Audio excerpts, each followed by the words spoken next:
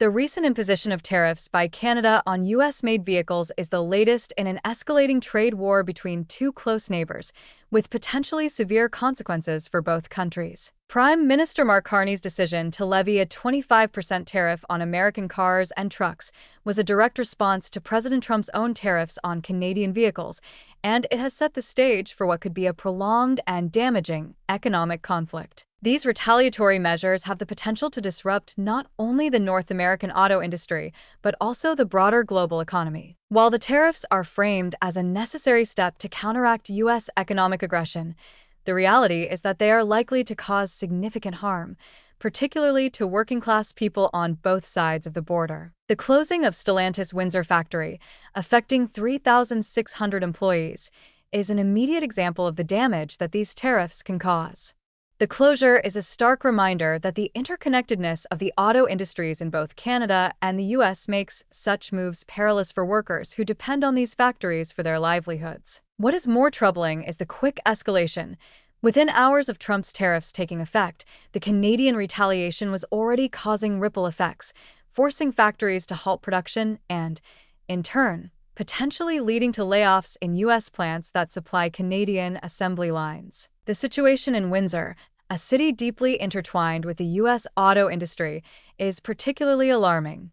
The imposition of these tariffs on both sides is pushing the region toward an economic crisis that could destabilize not only Canada's auto manufacturing sector, but also the U.S. market, which relies heavily on auto imports. The resulting factory shutdowns are likely to send a shockwave through the economies of both nations, further straining industries that depend on cross-border cooperation. On a larger scale, the retaliatory tariffs and rising tensions between the U.S. and Canada signal a break in what has been a long-standing economic partnership. Prime Minister Carney's comments, suggesting that Canada may seek to form a new coalition of like-minded countries to counter the U.S., reflect the growing sense of disillusionment with America's role in the global economic order.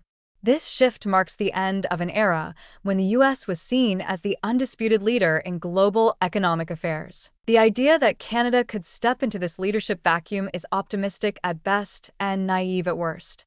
The geopolitical and economic reality is that Canada's relatively small economy is unlikely to challenge the dominant position of the U.S., and any such move could create further instability in an already fragile global trading environment. The trade war between the U.S. and Canada, fueled by these tariffs, is a textbook example of how quickly economic relations can deteriorate under nationalist policies. The harm caused by these tariffs will not be confined to the auto industry alone.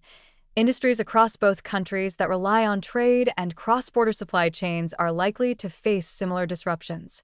Canadian workers, already facing layoffs in the auto sector, will not be the only casualties. U.S. workers in the same supply chain could soon find themselves in the same position. The broader implication of this conflict is its potential to ripple across the global economy.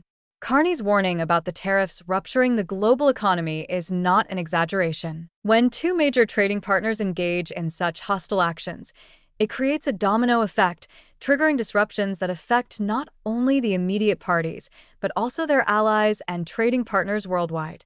The uncertainty this causes can lead to stalled investments, reduced global trade, and an overall slowdown in economic growth. It's clear that these tariffs are not just a trade dispute. They are part of a broader shift in global economic dynamics that risks destabilizing already fragile systems. As countries like Canada begin to seek alternatives to the U.S.-led global economic order, we may see more countries take similar actions, further fragmenting the international trading system. For all the talk of strengthening domestic industries, the reality is that these tariffs are likely to hurt the very workers they are supposed to protect. The economic repercussions of this trade war, especially if it continues to escalate, will be felt for years to come. The optimism expressed by leaders like Carney about Canada's ability to fill the void left by a retreating U.S. may be misplaced, and the negative effects on both nations' economies cannot be overstated.